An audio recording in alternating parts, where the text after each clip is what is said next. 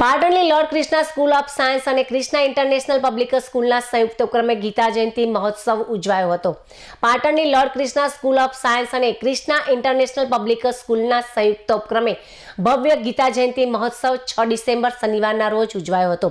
વિદ્યાર્થી ભારતીય સંસ્કૃતિને જાણે તે હેતુથી શાળામાં ભાગવત સપ્તાહ સપ્તદિવસીય કાર્યક્રમનું આયોજન કરવામાં આવ્યું હતું, જેમાં ભાગવત ગીતાના સંસ્કૃત શ્લોકો, તેની સમજૂતી, ભાગવત ગીતા આધારિત નાટ્ય કૃતિઓ અને કૃષ્ણ ભક્તિથી ભરપૂર ધૂન ડાન્સની પ્રસ્તુતિ કરવામાં આવી હતી। આ પ્રસંગે આશરે 360 જેટલા વિદ્યાર્થીઓએ ભાગ લીધો હતો।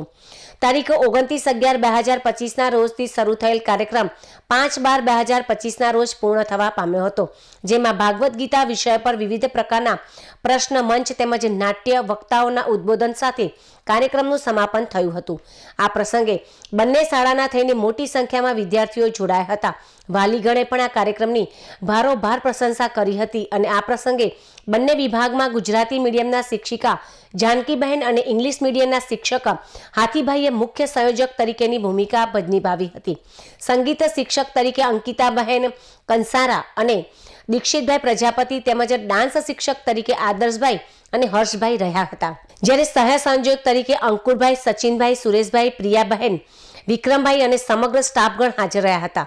આ પ્રસંગે શાળાના મેનેજિંગ ટ્રસ્ટી અમિતભાઈ પટેલ, શાળાના પ્રમુખ દીનાબહેન પટેલ તેમજ માધ્યમિક વિભાગના આચાર્ય કિશોરભાઈ રામી, પ્રાથમિક વિભાગના આચાર્ય પ્રિયંકાબહેન દેસાઈ તથા KIPSના વાઇસ પ્રિન્સિપાલ મૃગેશભાઈ પરીખ સહિત સમગ્ર સ્ટાફ પરિવાર ઉપસ્થિત રહ્યો હતો, તેમજ સમગ્ર શિક્ષક ગણ શાળા પરિવારના સહિયારા પ્રયાસથી આ કાર્યક્રમ સંપન્ન થવા પામ્યો હતો।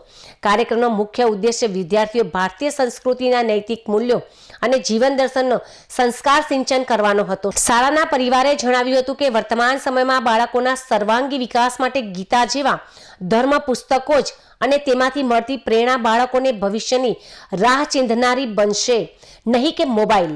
ક્રિષ્ના સ્કૂલે આ કાર્યક્રમ થકી સાબિત કર્યું કે જે વિદ્યાર્થી જીવનમાં ભાગવત ગીતાને હાથમાં પકડનાર, સમજનાર વિદ્યાર્થીને ક્યારેય જીવનમાં કોર્ટમાં ગીતા ન પકડવી પડે તેવા સંસ્કારોનું સિંચન કરાવતો આ કાર્યક્રમ છે તેવું ઉપસ્થિત વાલીગણે સૂચવ્યું હતું।